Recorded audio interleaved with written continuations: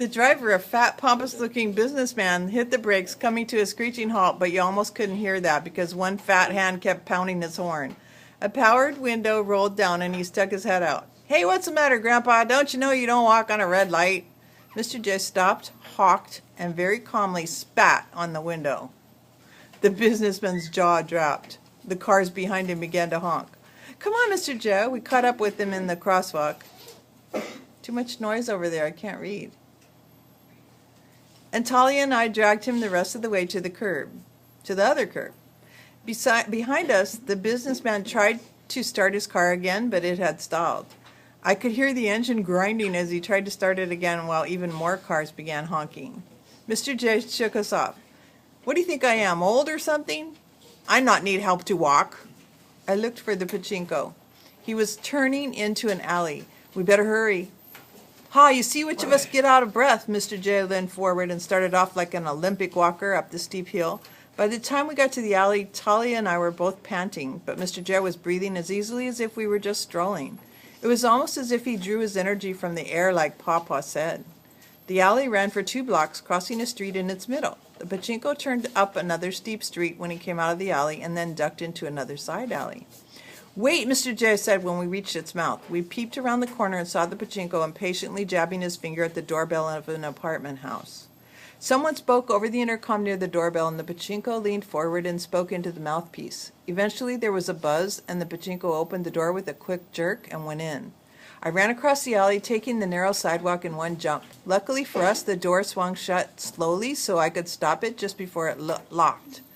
I held it while Talia and Mr. J hurried up. "All right now." Mr. J jerked his head toward the building. I pushed the door open and we stepped into the small lobby that smelled faintly of urine. The paint on the walls was cracking, and in some places the plaster had fallen away, revealing the wooden slats. I tiptoed forward and looked up the light well of the stairs that wound up and up.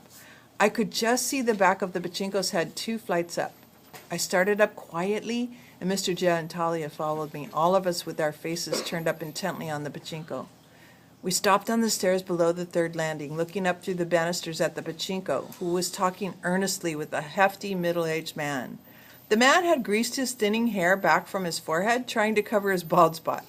A pair of red suspenders kept his floppy pants up. The man grunted and shook his head, sticking his cigar back in his mouth. The pachinko leaned forward, arguing with the man in low whispers. The man's cigar twitched angrily. He wagged a warning finger at the pachinko. The pachinko slapped his hand away and sneered something at the man. Sneered. The man shook his fist at the pachinko and growled something.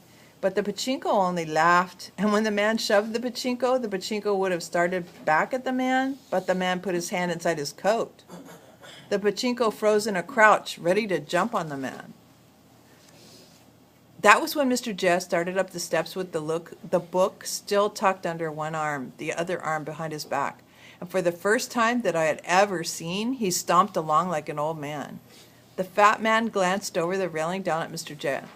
The pachinko tensed, but the man turned back to the pachinko, who stood still again. The pachinko did not turn around. I guess he didn't dare. Impatiently, the fat man stepped into his doorway, his back against the door to give the old man room to pass. The pachinko straightened up suddenly, startled to see his great uncle there.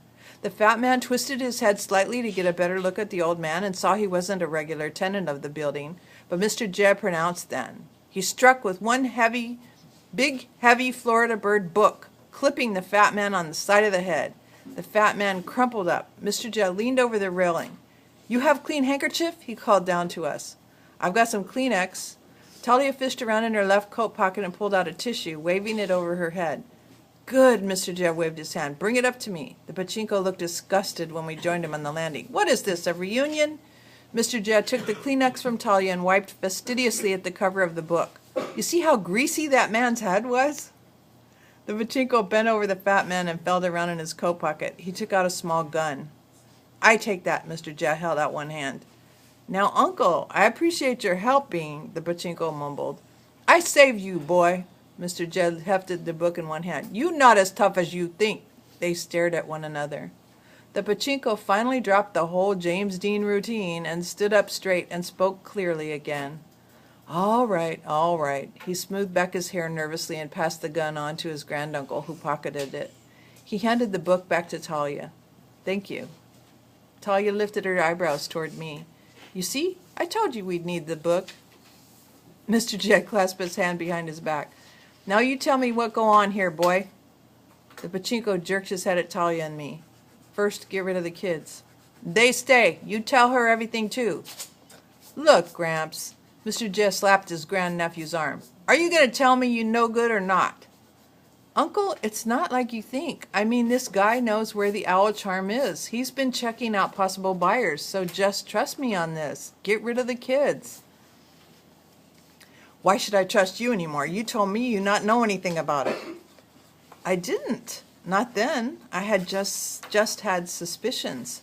So I had a couple of friends keep their eyes and ears open for me, and I just checked with them every now and then. Well, why you not come and tell us? The apartment door opened and Barney stepped out and knelt on one leg by his friend, feeling the egg growing there on the side of his head. Did you have to hit him so hard? I stared at Barney, but Barney wouldn't look up at me. I poked him in the shoulder. Barney, what are you doing here?